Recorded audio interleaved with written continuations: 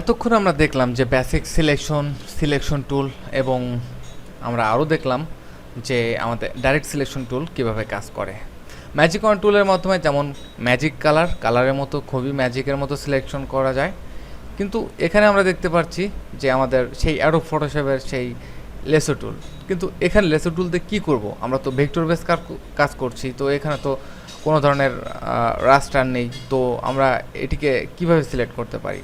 আসলে আমাদের লেসো টুলটি এখানে সিলেক্ট করার জন্য এবং এখানে ভেক্টর সিলেক্ট করতে হলে অবশ্যই আমাদের লেসো টুলের দরকার রয়েছে। ধরুন আমি এখানে সাজিয়েছি এই দুটি অবজেক্টকে লেসো টুল ব্যবহার করার জন্য। আমি শুধুমাত্র এই টুলটিকে সিলেক্ট করব এবং শুধুমাত্র এই অবজেক্টটিকে সিলেক্ট করব, টুল নয়। তো আমি যদি এখানে সিলেকশনে যাই তাহলে দেখতে পাচ্ছি যে কোনো একটি অংশে এবং শিফট চেপে চেপে আমার অনেক সময় ধরে এটিকে সিলেক্ট করতে হবে এবং আমি দেখতে পাচ্ছি অ্যাপ্রোপ্রিয়েটলি সিলেক্ট হয়নি, এবং এখান থেকে আমি যখনই মুভ করব তখন আমার বিভিন্ন অবজেক্ট মিসিং হওয়ার সম্ভাবনা রয়েছে। নেক্সট আমি ট্রাই করে যাই আমার ডাইরেক্ট সিলেকশন টুল, এভাবে আমি শিফট চেপে সিলেক্ট করতে পারি, তবে সেটাও খুব সুবিধাজনক নয়। আমি ইচ্ছা করলে এভাবে টেনে যদি আমি এই অবজেক্টটিকে সিলেক্ট করতে যাই তাহলে এই অবজেক্টটি আমাদের অটোমেটিক সিলেক্ট হয়ে যায়। তো এক্ষেত্রে আমরা অবশ্যই এখানে আমাদের রয়েছে লেসো টুল আমাদের এই সিলেকশনের ক্ষেত্রে খুবই সাহায্য করে থাকবে। কিভাবে সাহায্য করে থাকবে এবার দেখি।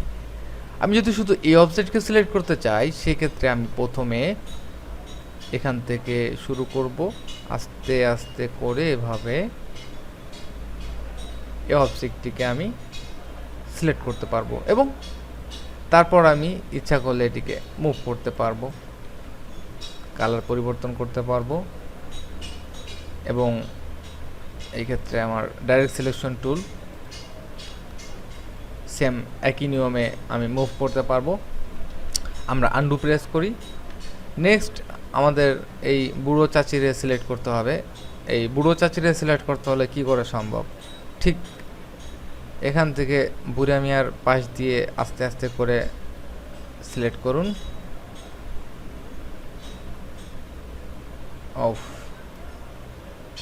এবার আমরা এটি দিয়ে আমাদের মুভ করা সম্ভব না, মনে রাখতে হবে যে আমরা শুধু সিলেক্ট করলেই হবে না, সিলেক্ট করার পর মুভ করার সময় আমাদের ডাইরেক্ট সিলেকশন টুল অথবা সিলেকশন টুল ব্যবহার করতে হবে মুভ করার জন্য।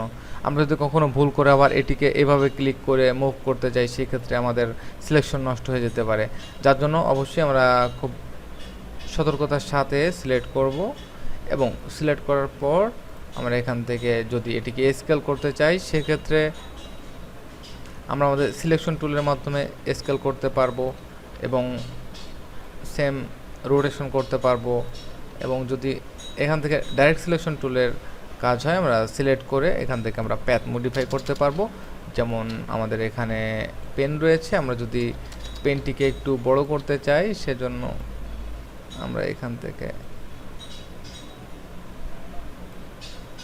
মডিফাই করতে পারবো আর কি।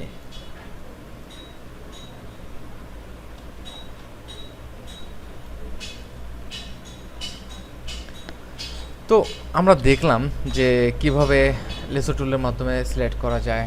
নেক্সটে আমাদের আরও অনেক টুল এবং অপশন পড়ে আছে। নেক্সটের অপশনগুলো আমরা খুব দ্রুত জানবো, কারণ অ্যাডোব ইলাস্ট্রেটর যথেষ্ট বড় একটি অ্যাপ্লিকেশন এবং সুন্দরভাবে গ্রাফিক্সের কাজ করার জন্য এবং ভেক্টর বেস আর্টওয়ার্কের কাজ করার জন্য অ্যাডোব ইলাস্ট্রেটরের কোনো জুড়ি নেই। ধন্যবাদ।